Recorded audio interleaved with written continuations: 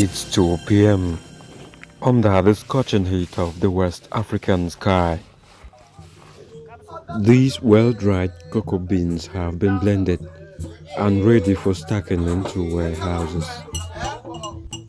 This is Owe, a village in the locality of Moyoka subdivision, southwest region, some miles away from the regional capital, Boya, Cameroon. It's time for work, under the baking heat of the sun. These kids are here on holidays, as they lend themselves to cocoa-related activities. In an area whose economic importance is squarely dependent on cocoa and related products.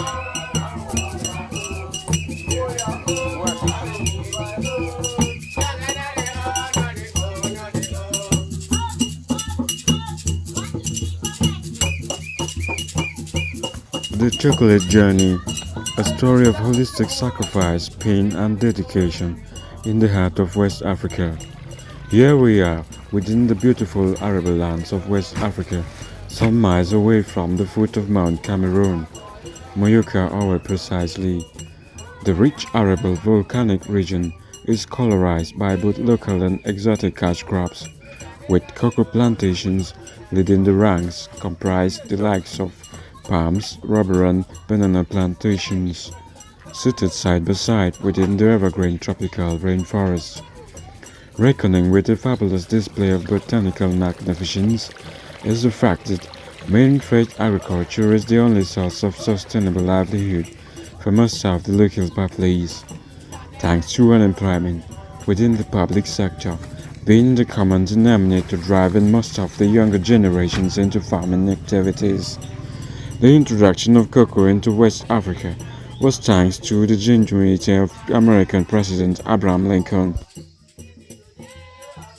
It remains a mystery as to what industrial processes might have led to the historical origins of the conversion of cocoa grains into chocolate. Before excavation, the cocoa pods must be allowed to attain maturity for several months. Identified by the nature of their bright yellowish colors, ripe mature cocoa pods are harvested at intervals of several weeks, with the diseased pods either destroyed or thrown away. Whether by due diligence or chance, but most striking is the idea that men saw beyond what value lay hidden in plain sight within the bitter grains of Theobroma cacao.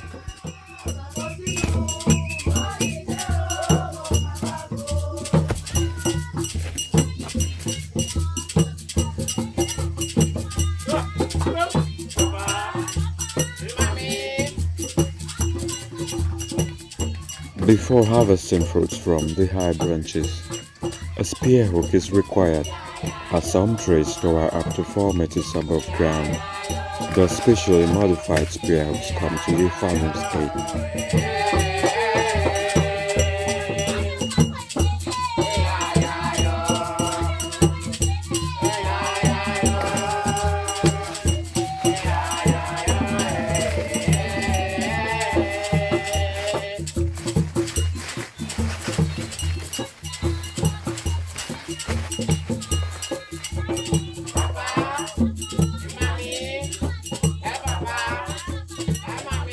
The bollworm disease is affecting most of the farmers in this region. With specially modified reflective leaves, most of these plants survive the dry season. They do so by regulating cubicular ventilation and trapping dew during the early hours of the day.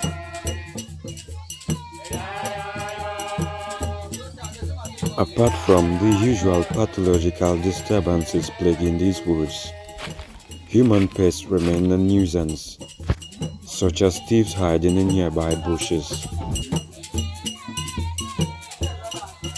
A mark of distinction between cocoa tree varieties is that natural providence has endowed some varieties of cocoa trees with deep bright reddish pods, standing them out from their apple-green, yellowish counterparts.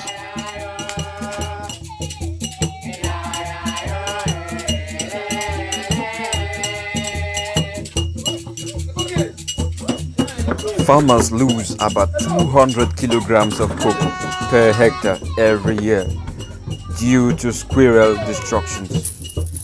This spot has been attacked by the cocoa pod black disease, also known as the black demon. It's a very destructive fungus that has sent many farmers on their knees.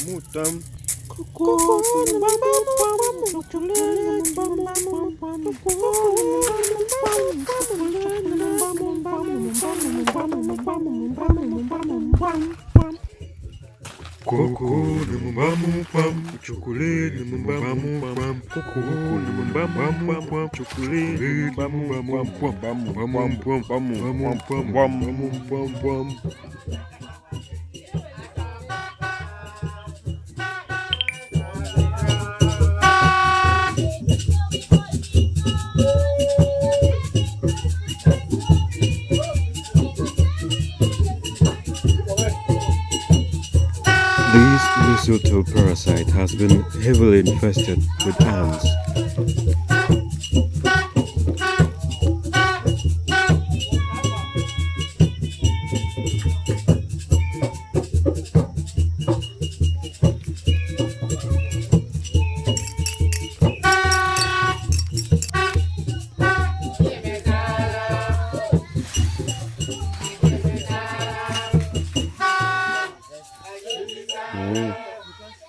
It would have soaked everything.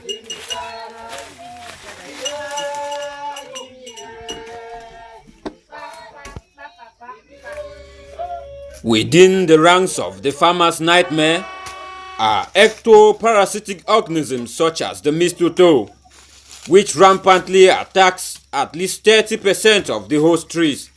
These mistletoe parasites could be likened to the vampires of the animal kingdom, which are host to termites, ants, and other parasitic organisms, as they drain the helpless cocoa plants of vital sap, water, and mineral resources, while the host productivity gradually hits rock bottom. And in extreme cases, death is the ultimate prize. By the nature of their bright yellowish colors, ripe matured cocoa fruits are harvested at intervals of 2 to 3 weeks, with the disease spots either destroyed or thrown away. And the way they bite, is that how they bite even the tree?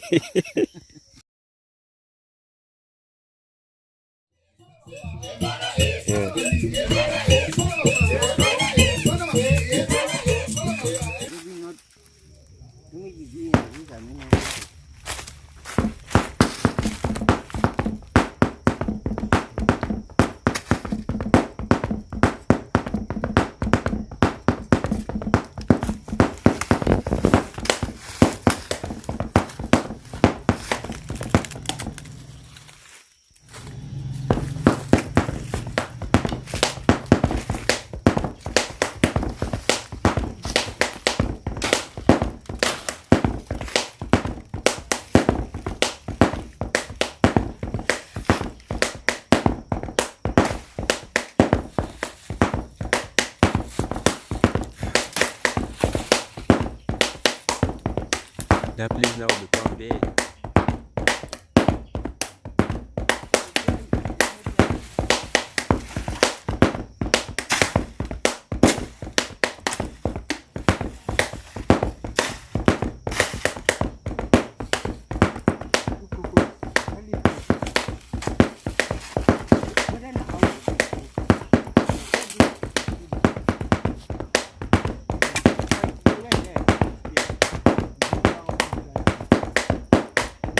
number with it. Okay, you didn't have it here. Colors can reach there. Don't have this one. You go and have that one. Then maybe this one or that one. Any one. That's much cocoa.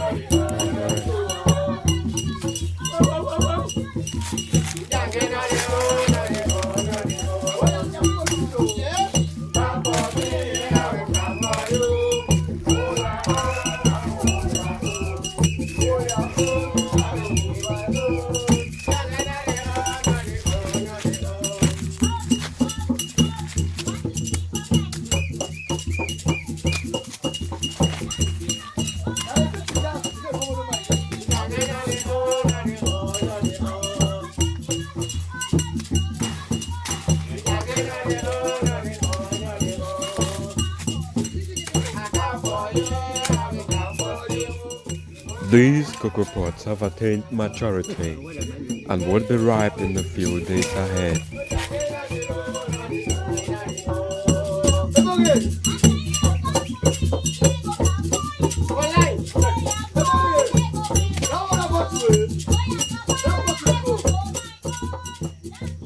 Monkeys used to live in these woods many years ago, but with the advent of deforestation, have disappeared, as none has been spotted for the last 15 years.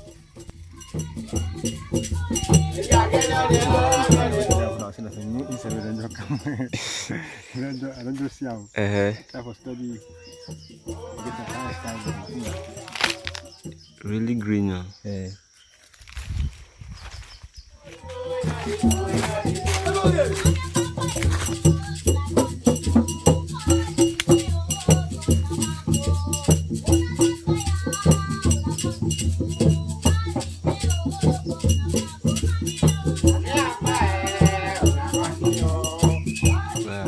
Katydids and hoppers are a common sight within these woods, but pose no threat to the cocoa plants, compared to capsids, which are a menace to cocoa crops and plantations. You don't ever catch mongoose. I don't find out how to buy them. Where did they catch them? On a physical, on a spiritual, I don't know about the same. I'm not about spiritual, physical, I used to meet. I don't try to make a catch and take your nation. I don't know how. They usually catch under street light for Bamenja. They Bobby, you know. They Bobby, they put it. Bobby put down the trapper for you. Yes. You see Adam.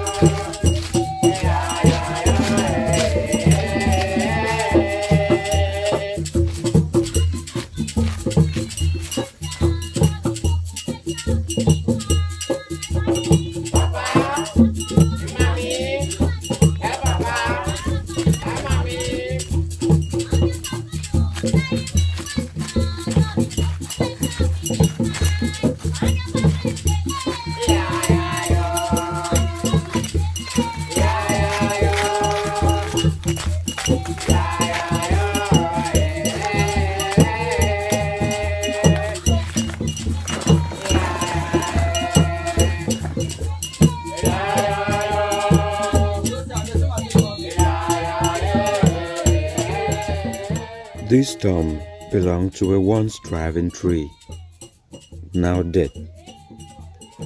It can only remind the farmer of a painful journey of perseverance, life, and disappointment.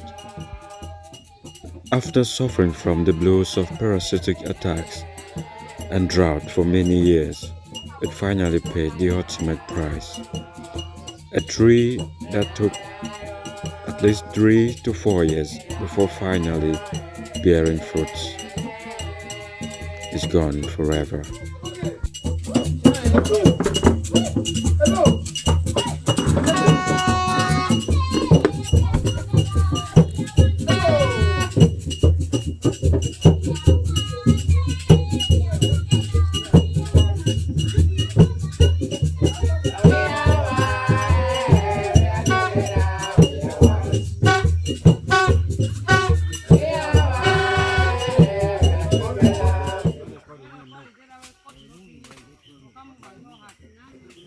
Excavation. During excavation, all cocoa pots are joined to a heap where both men and women sit side by side in a structurally divided chain of manually distributed labor comprised of splitters. Splitters break open the pots using customized cutlasses. The operators, who by means of human fingers are able to decorticate the cocoa beans from the dichotomously branched midribs within the heart of the partially fragile cocoa pods. The freshly removed cocoa beans are coated with the sweet edible gelatinous white pulp, which can be scooped directly into the mouth or collected into jars for use as local wine. After extraction, the beans are stacked, compressed and sewn into bags to await transportation.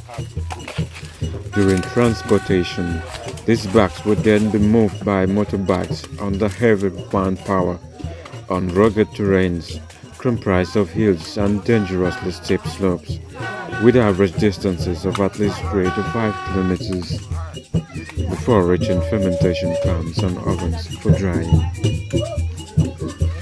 Measuring up with the enormous manpower required to brave these odds, great locomotive skills are needed to move these dead weights from the plantations, and these riders could be likened as the Genghis Khans of the cocoa mountains.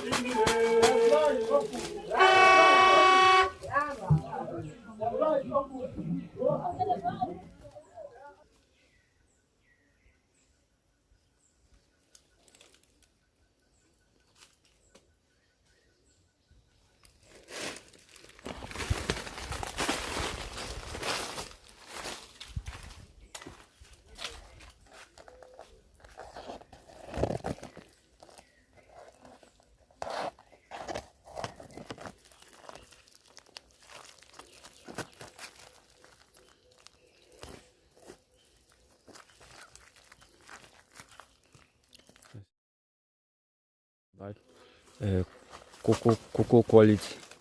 You never do without cocoa. If you stop the cocoa, a lot of things will collapse.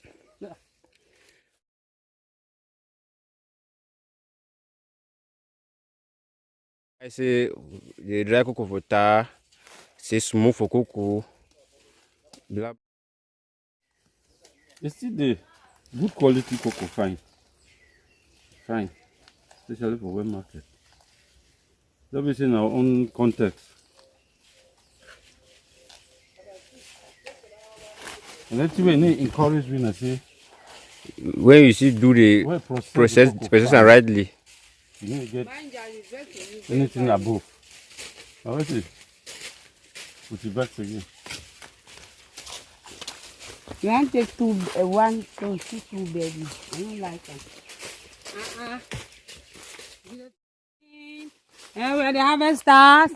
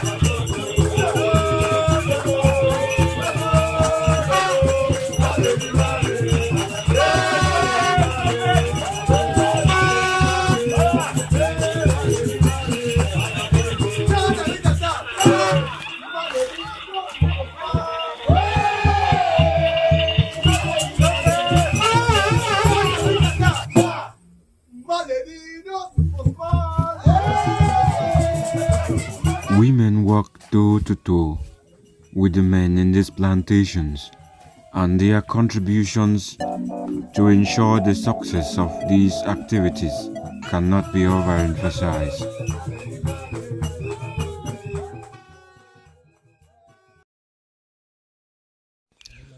These bike riders, above all odds, brave the rugged terrains of the cocoa plantations. They could be likened to be the Genghis Khans of the cocoa mountains.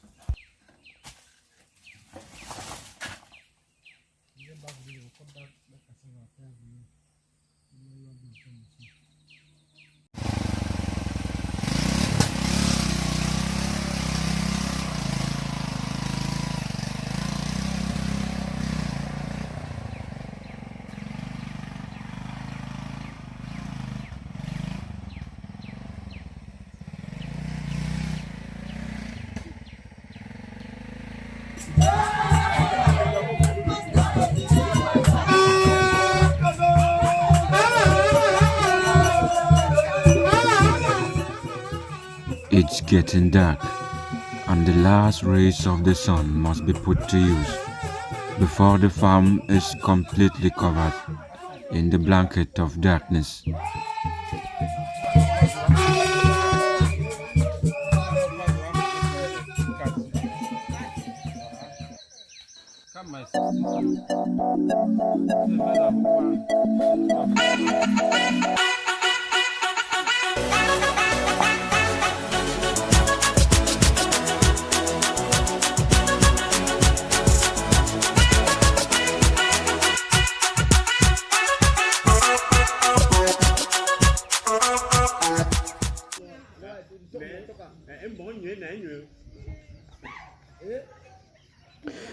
Fermentation is a very critical process that follows excavation. It is from this process the delicate aromatic compounds responsible for the beautiful flavors present in good quality chocolate and its byproducts get released. This process will require at least 4 to 5 days for enzymes within the theobroma to effectively break down compounds. Poorly fermented cocoa will retain its bitter taste, and in later processes of transformation will produce low quality end products unsuitable for market demands and in extreme cases, rejection.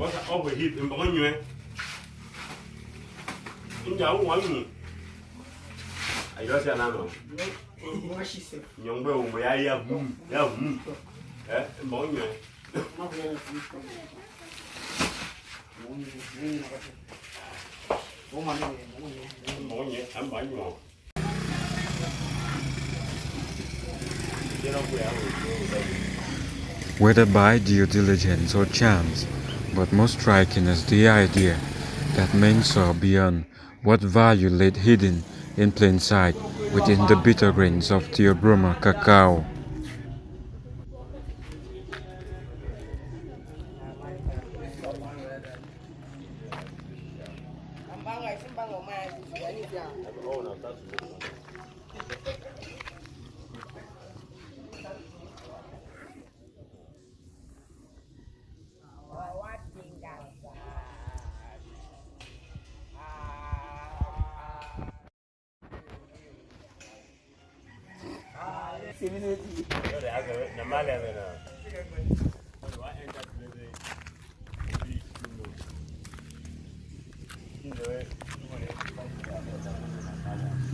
It's 2 p.m.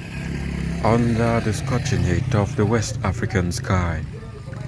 The cocoa grains are left to the mercy of the scorching heat of the sun, leaving behind the bitter remains of a previously white gelatinous pulp.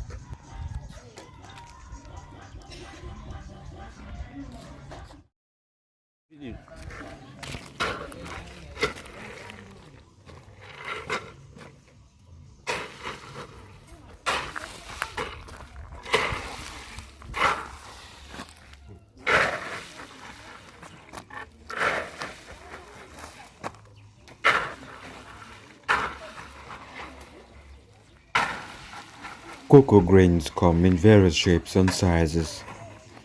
Thus, a proper hybridization would produce a good blend of the good, the best, and the ugliest.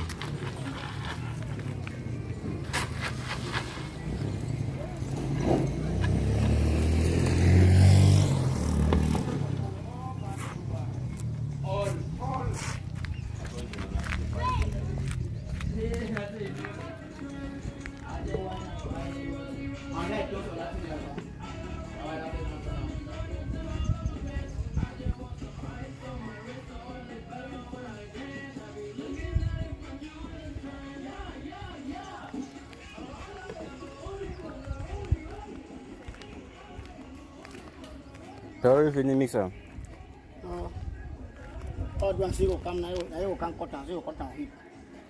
As you don't join now, Mhm. I come here and cut down heat. Okay. Every time I try to sweep, another sea broom, and my rubber, and my It's been a few hours.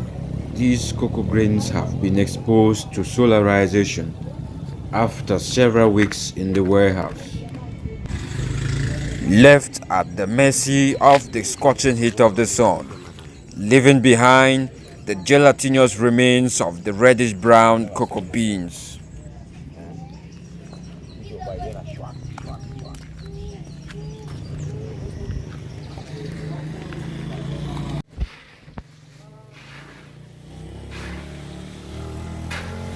These well-dried blended grains of cocoa are ready for sales. They will be stacked into bags and weights taken. During sales, a farmer has to find a trustworthy agent, one that can provide a fair price for the exchange. The continuous fluctuation of prices has remained a long-lasting phobia that has never been put to rest. Prices hover a few pennies between $1 or $2 for every kilogram of well-dried cocoa beans.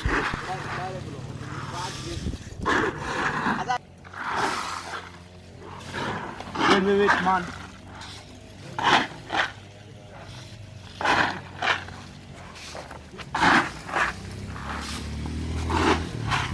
We call this blending. Okay. We are blending in cocoa. And that big back.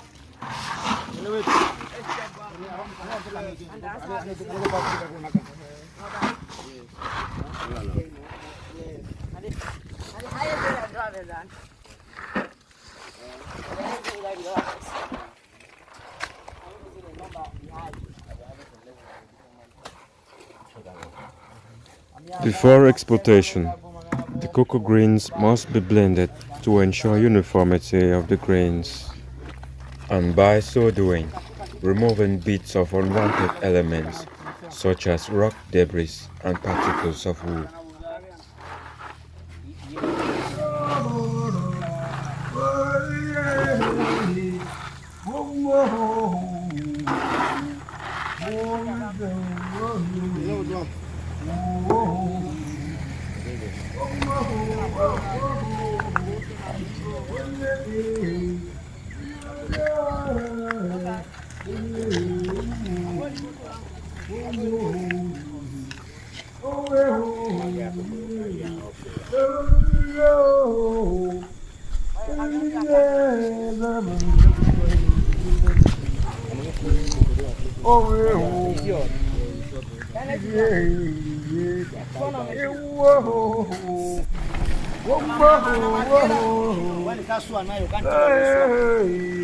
Yes.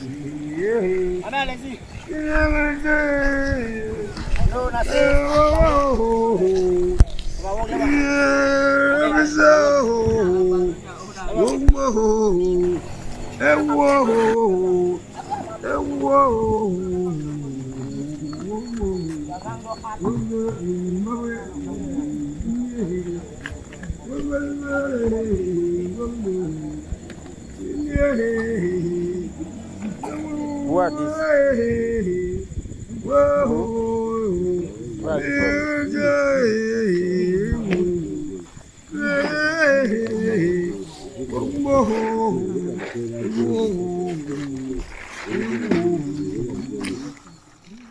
So we will start some more time.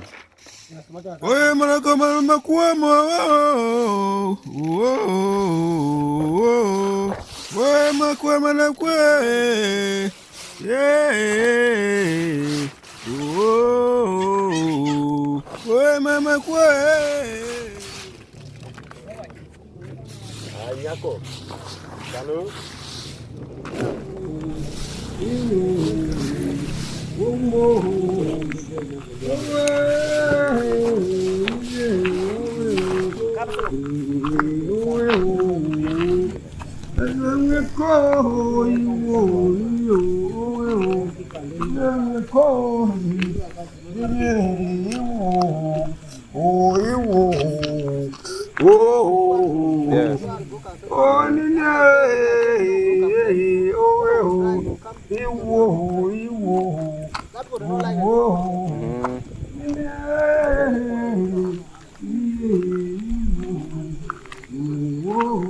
Show me that one, Why you select them? Because they so you know we try this other one. And they either so to see the cover broke out. Okay.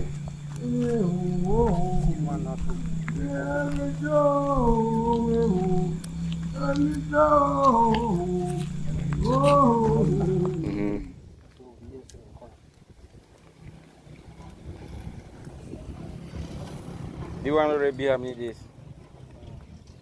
Number 3 songs. Okay. That first day, it's supposed to be so. It's supposed to be 2 songs. Okay.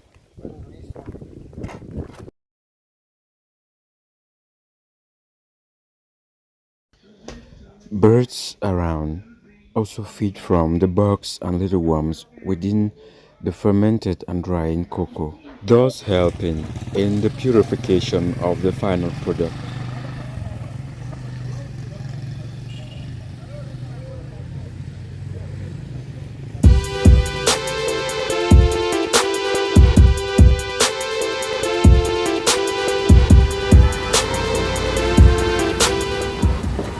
Passing behind in all glory is one of many, a fully loaded truck with cocoa, going straight to the economic capital Douala from the fruitful lands of our village.